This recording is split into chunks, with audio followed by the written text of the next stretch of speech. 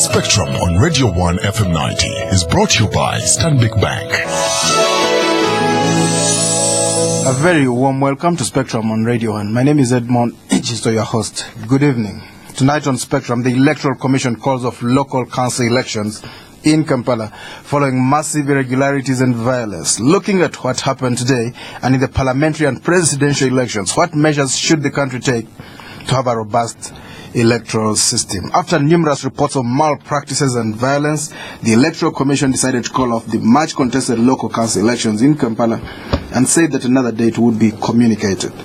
Over 15 ballot boxes stuffed with pre-ticked ballot papers were seized today by supporters of Arias Lukwago, one of the contestants, sparking of violence that saw several people, including 3 journalists, beaten up by stick-wielding men.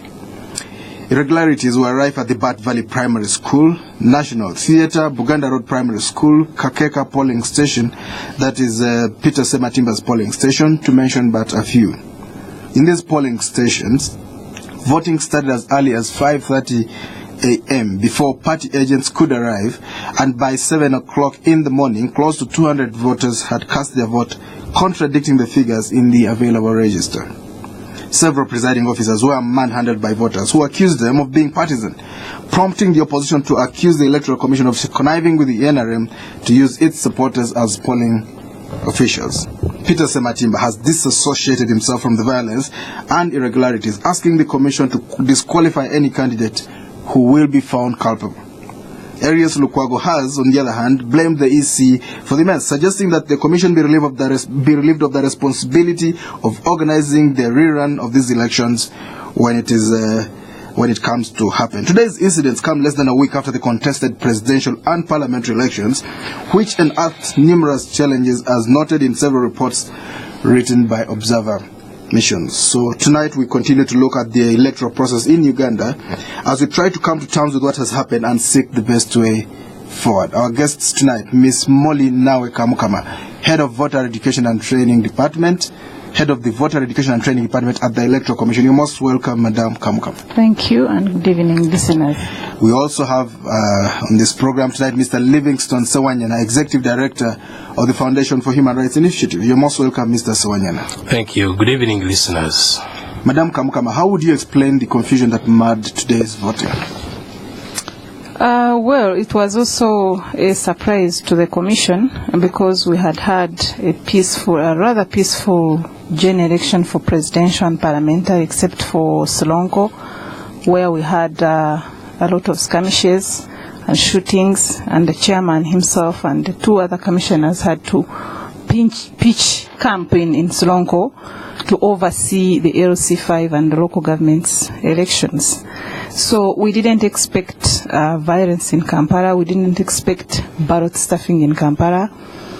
We had had a situation earlier on in presidential elections whereby the ballot boxes arrived late at some of the polling stations in Kampala. And in our planning this time round, we sent the materials earlier than we had done during presidential. So the divisions which left our EC stores early are the ones which ended up in a mess, and in particular that was Central Division.